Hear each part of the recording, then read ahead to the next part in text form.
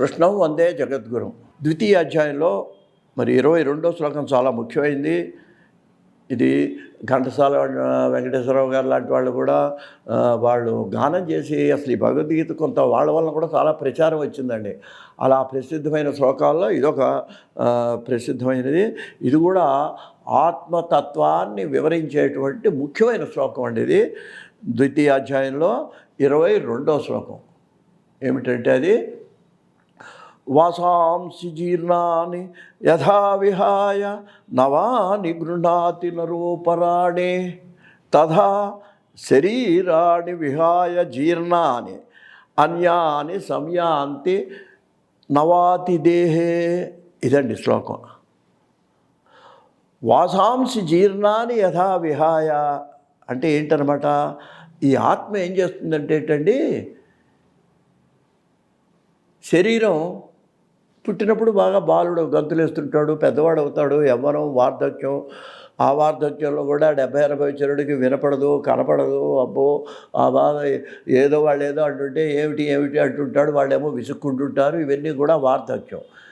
ఆ వార్ధక్యం కూడా దాటిన తర్వాత ఏం చేస్తాడు, మరణం వచ్చిన తర్వాత ఏమవుతుంది, ఆయన ఏం చేస్తాడంటే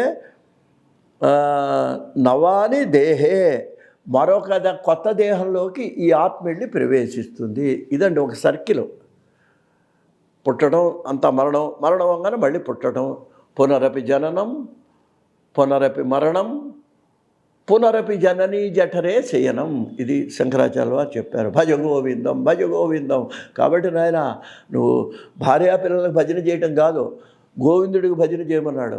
భజ గోవిందం భజ గోవిందం గోవిందం భజ మూఢమతే అని చెప్పి ఆ శంకరాచార్య గారు చెప్పారు. అందుకని ఏం చెబుతున్నాడు, వాసాంశిజీ, దీనికి ఒక పోలిక చెప్తున్నాడు. ఎలా అయితే ఆత్మ శరీరం జీర్ణమైన తర్వాత, ఆ జీర్ణం అనే వాటికి అంటే శిథిలమైన తర్వాత, మీకు ప్రశ్న రావచ్చు, అయ్యా మనం ఏదో 70-80 ఏళ్ళు వాడు పోయినాడంటే అర్థం ఉందండి, కొంతమంది చిన్నపిల్లలే చచ్చిపోతున్నారు కదండి. ఏంటంటే అక్కడ అది జీర్ణం అంటే ఏంటి, శరీరంలో ఆ పని చేసే స్థితి లోపల లేదు. అది డాక్టర్లకు తెలుస్తుంది, మనకేం తెలుస్తుంది. వాడు 10 ఏళ్ళ పిల్లవాడు 5 ఏళ్ళ పిల్లవాడు, లోపల గుండెలో ఏదో అనారోగ్యం వచ్చింది, కిడ్నీలో, అది పైకి కనపడదు.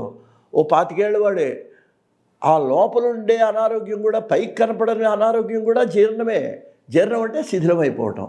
అట్లా శరీరం ఏ విధంగా అయినా సరే పైకి కానీ లోపల కానీ శిథిలమైనప్పుడు, అంటే ఆత్మ దాంట్లో ఉండి తన కర్తవ్యాన్ని నిర్వహించడం కష్టము అనుకున్నప్పుడు ఆ ఆత్మ ఏం చేస్తుంది, కొత్త శరీరాన్ని వెతుక్కుంటుంది.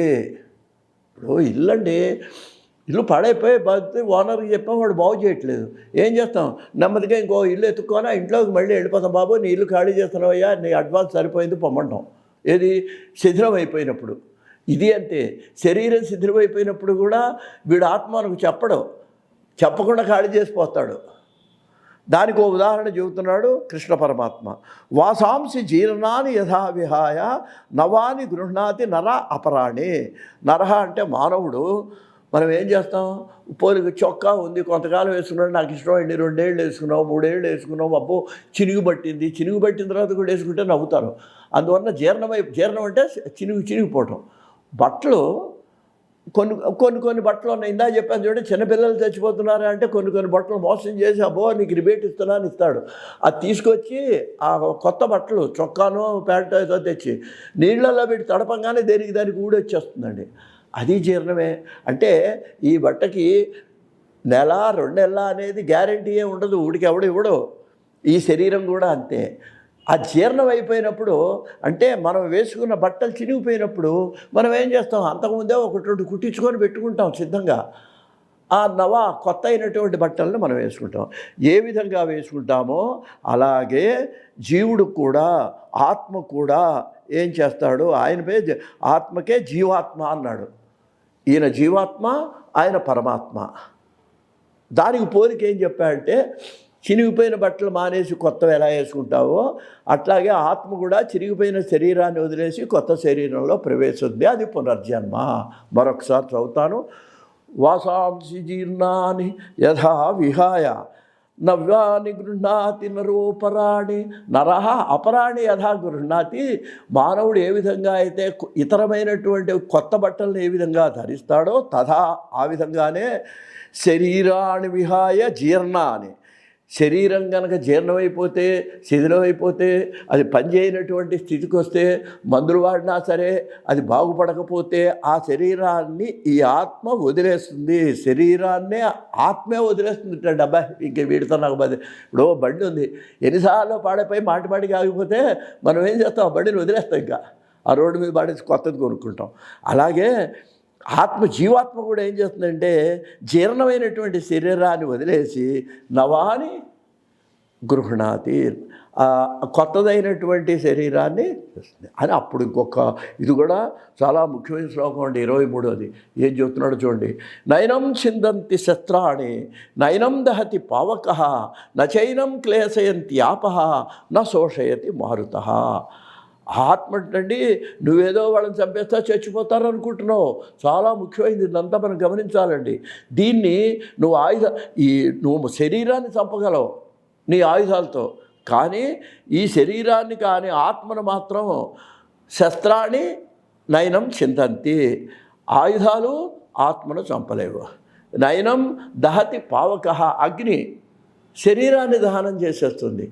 ఈ శరీరం దహనం అయ్యేటప్పుడు ఆత్మ పైకి ఉంటుంది, అది చూస్తుంటుంది దహనం అయ్యే శరీరాన్ని, బాధపడుతుంటుంది. అయ్యో చూడండి, మనం ఇంట్లో ఉన్నప్పుడు కొంతకాలం చాలా కాలం ఆ ఇంట్లో ఉన్నాం అద్దెకి, ఇంకో ఇంట్లోకి వెళ్ళాం, ఆ యజమాని వచ్చి ఆ ఇల్లు మొత్తం పడగొట్టేస్తున్నాడు. అప్పుడు మనం ఉంటాం, ఇన్ని సంవత్సరాలు ఇంట్లో ఉన్నాను కదా, చూసావా ఇల్లు ఎలా పడగొట్టేస్తున్నాడు, వాడు కొత్తది కట్టుకోవాలని వాడి ఉద్దేశం.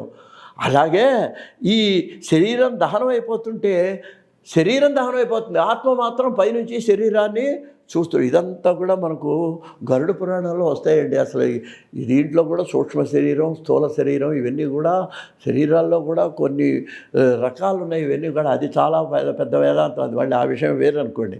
అలాగే నచైమం క్లేదయంతి ఆపహ, ఆపహ అంటే నీళ్లు కూడా దీన్ని ఏమీ చేయలేవు.